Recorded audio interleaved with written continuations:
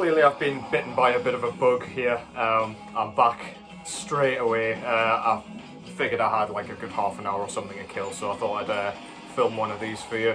You seem to respond really well to it. I appreciate the comments of support and stuff that I got. Really cool. I'm pleased you are enjoying it. Yeah, so I'm just going to get straight into it. I've got 4 more records for you here. I've kind of come up with a bit of a theme inadvertently. I promise it wasn't intentional, but that'll become apparent shortly. Firstly though, what we're listening to in the background is this. This is Pungent Stench with their album Being Called Buttering. This was originally released in 1991 through Nuclear Blast Records. This is actually a first pressing, which is really cool. Yeah, if you're not familiar with the Austrian death metal scene, this is a good place to start. This will kind of introduce you to that really weird way of kind of composing their death metal tunes.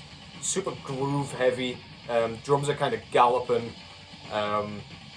You've got it almost feels like a hip hop record at times, just the way it's kind of produced and arranged. But yeah, this is super cool. The lyrics are horrible. The artwork itself is despicable, but it's really, really cool.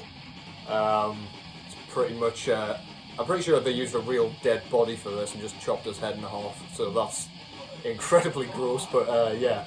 So yeah, Pungent Stench, check it out, Being Called Buttering, great stuff. Kicking things off with an album that, when I first heard it, I wasn't too sure about it, mainly because of the subgenre that it resides in. This is a brutal death metal album from 2019. Yeah. That subgenre is just the gems of the genre I really like, but I always feel like it's a bit of a chore having to wade through the kind of sameness to get to those gems, and I just don't find it to be worth my time usually. So I just wait for things like this to float to the surface, and what I'm talking about is Fulci, with their second full-length album, Tropical Sun, released through Time to Kill Records. This really, I don't know why it didn't kind of resonate with me. I guess I just couldn't decide if it was so simple that it was boring, or if it was really well done and just straightforward. I don't really know. But after a while, it really did charm me. So these guys are from Italy, and they've decided on a kind of Zombie 2 theme here, the film by Lucio Fulci, whom the band is named after. They use kind of film clips and 80s horror theme tunes and things like that. It just gives it an overall B-movie feel, which is really nice. It's really quite charming, and it makes you smile regardless of whether or not you like those kinds of films. It's just got its own unique feel to it. The music itself is super straightforward, and there's not anything fancy going on, nothing technical.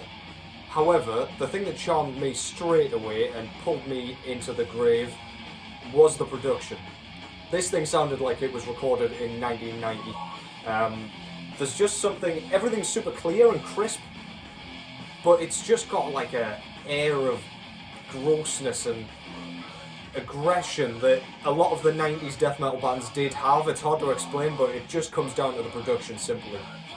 They use a trash can kind of piccolo snare drum as well, which is quite kind of reminiscent of modern brutal death metal. But then, yeah, it just feels like an old classic already. So yeah, there's the artwork anyway. I'll stop my rambling. Beautiful stuff. Obviously that is the zombie with the worms in his eye from the film. Back cover there, you've got the band, and you've got some your track listing as well. They're looking like they're on holiday somewhere, and wearing far too many clothes for that sort of weather by the looks of it. That looks like a boiling hot sweater or whatever, but yeah, not important. He can do what he wants. And this came on, if I can get it out, a kind of green and yellow swirl merge. It was kind of, I think it was just called Tropical Sun or Sand Vinyl, I can't remember. I think it was Sand. But regardless, yeah, that looks really nice. I'm pretty sure this is sold out, but it generally does sell out quite quickly when it gets a repress, this album, which is pretty much why I've heard of this record. It's not something, as I say, that I go looking for. But yeah, if this gets, or when this gets another repress rather, if you feel so inclined, go grab a copy because it will sell out. So that is Tropical Sun by Fulci. Go check it out. Next up, we've got another 2019 release. This was re-released in 2022 as well, this time through Misako Inojo and Dark Descent Records. This time we've got a demo, so quite a short release, but no less brilliant and no less brutal. This is Malignant Altar, with their second demo release entitled Retribution of Jealous Gods. This one, as I say, was released originally in 2019. Based out of Texas, these guys were kind of notably from the grindcore project Insect Warfare, and then once they split up, I guess they just kind of decided to form this project. Completely different to their other one in that this is almost exclusively kind of mid-paced death metal, dwelling in the same realm as sort of a lot of the bands playing or treading the line between brutal death metal and kind of old school death metal. Caveman riffs, the type of stuff you see on like Maggot Stomp records, and this album I believe was pressed originally through them. Yeah, if you like things like Sanguisuga Bog and like 200 Stab Wounds and things like that, then this will be right up your street as well. It's no nonsense, it takes absolutely no brain power. In fact, I'm pretty sure it saps your brain cells. It's properly ignorant and sounds gross throughout. The main thing that kind of drew me into this was the drumming. The drumming, despite the like simplicity of the overall music, is incredibly technical. And it took me aback, to be honest, because then I was able to listen through it again just to the drumming. And my god, they've been cranked all the way up in the mix, and yeah, some of the like flourishes of like ride cymbal bells and things like that, super cool. It just sounds like he's having a ton of fun experimenting with different like fills and drum patterns. But yeah, really, really cool. So that's the front cover there. It's just kind of like a horrid like Lovecraftian monster coming out of a void or something. That cover there, we've got a really nice picture of the band. If you can actually see them anyway, I'm pretty sure that's them. And you've got the track list in there as well. And this one was pressed on I'm not sure this is actually going to show up, but we'll give it a go. Oh, it does. Like a swamp green vinyl. I'm pretty sure there was a yellow one, which might have sold out by now. I think this one's still available, and there was a black copy floating around as well. So the music is definitely available. If you like your death metal a bit more brutish, but not completely ignorant, then go check this one out. This is great stuff. And their full-length album that came after this was even better, I would argue. Unfortunately, these guys split up not too long after this repress came out. So I wish the best of those guys. No hard feelings with them or anything. I'm pretty sure it was just like, they had other commitments, family commitments and things like that. Which, fine. Kind of family comes first always. So, yeah. Great stuff. Malignant Altar, Retribution of Jealous Gods. Go and grab a copy of that. Okay, next up is the outlier amongst the records that I've pulled out. This is the only one that wasn't originally released in 2019. This instead was 1982.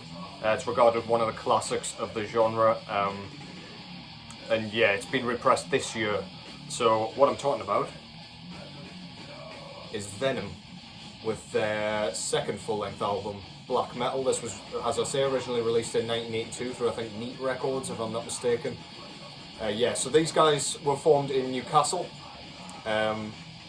They kind of coined the term for the black metal subgenre. However, their music I would describe more as a sort of combination between new wave of British heavy metal and speed metal. Obviously, you've got the kind of Kronos growls and yells, which were completely unheard of at the time, really quite unique, and gave them a name for themselves, along with the kind of satanic imagery and themes that they've gone for here. But then they were all dressed in like leather and chains, so they came off as kind of a glam metal band on stage. But yeah, I suppose for the time they were pretty extreme. But yeah, every track on here is memorable. incredibly catchy, but still pretty aggressive. Despite like combining two things that aren't really considered extreme metal, their production sort of makes it a little bit, it's not quite lo-fi, but it's definitely lo-fi for the time. Nothing's really that clear, it's all quite foggy and misty and quite mysterious really. And I can imagine, yeah, at the time this will have sounded absolutely insane, especially with what they were singing about. If you're not familiar with this, I really don't know what you're doing. If you're a black metal fan and you haven't heard this, I do not understand.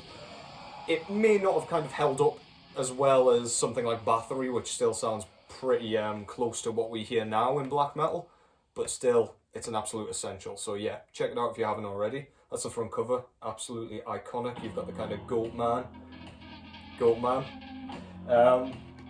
Back cover, a couple of band photos, and you've got the track list in there with a quote from one of the other albums, I believe. Yeah, and this was supposed to come on like a splatter, a bit like the Welcome to Hell repress did. However, when I opened it, it was on like a sort of silver black merge. So it's not quite as advertised, but still looks really nice, goes beautifully with the artwork yet again. I'll pick this one up in HMV, which is a really like, it's like a chain music shop we've got here in the UK. So I don't suppose this is too difficult to grab, if I manage to get it in there. Yeah, if you're after a copy of this, I don't know why it's taken me so long to get this, to be honest. I've always had it on CD, but yeah, it's taken me this long to get it on vinyl, so I'm chuffed to have finally added it to the collection. That's Venom, second full-length album, Black Metal. Go check it out. Holy shit, we've made it to the end of another one. Thank you if you've stuck with me this far, but this is the last record for the day, I promise. This time, I've got another demo actually. Another repress from 2019. This one came out this year as well. Yeah, so let's get straight into it. This is Lamp of Murmur with Chasing the Path of the Hidden Master.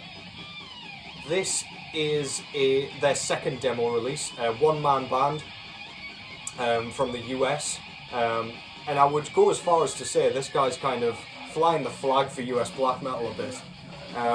Somehow he's like broken free of the shackles, kind of put on a lot of the raw black metal bands of the underground scene, because a lot of them sound so similar, and kind of get lumped into the same category. I guess the staticky production and almost unlistenability makes it sort of difficult to break through. But Lamp of Murmur have done something a bit different. Their guitar tone, for a start, is like almost psychedelic or at least in my head it is. It reminds me a bit of something like Devil Master. It's kind of partyish and groovy and kind of really upbeat, despite the like sinister overtones. There's quite a few experimental sort of elements that go into this. There's like heavy metal riffs. We've got gothic kind of rock elements, gothic metal elements that go into this as well. It just kind of gets all stirred up into a weird cauldron of black metal, yet it's got the straight sort of bass sound of raw black metal. So you've got the high shrieks and you've got the staticky production, but everything comes through fairly clearly here, which is quite admirable really. So yeah, this one was put out, by the way, through Death Prayer Records, which was an amalgamation of Goat Prayer and Death Cult Records. They just kind of joined forces to release stuff together, so that's pretty cool. Yeah, so that's the front cover, really nice. The back cover there with all the track listing and another nice picture of our guy in the corpse paint. I've seen many worse corpse paint kind of band photos in recent times than these. These are pretty cool, I've got to say. I dig it, despite the poses. This just came on black vinyl. I don't know what the limitations were, but this guy's stuff kind of sells out really quickly. So yeah, you've got to kind of set your alarms and be on a constant lookout for these. I've got a few more of their other albums that I'd quite like to show in the in another video, but we'll cross that bridge when we come to it. But yeah, for now, great stuff. Chasing the Path of the Hidden Master. Awesome, awesome stuff.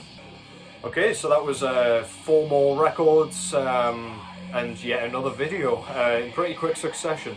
As I said in the previous video, I'm going to try and crank out a fair few of these while I've got a bit of time off work. I've been enjoying doing this, so yeah, just keep the support coming in if you can. Give us a like and subscribe if you haven't already. But otherwise, I'll catch you next time with some more great tunes. See you in a bit.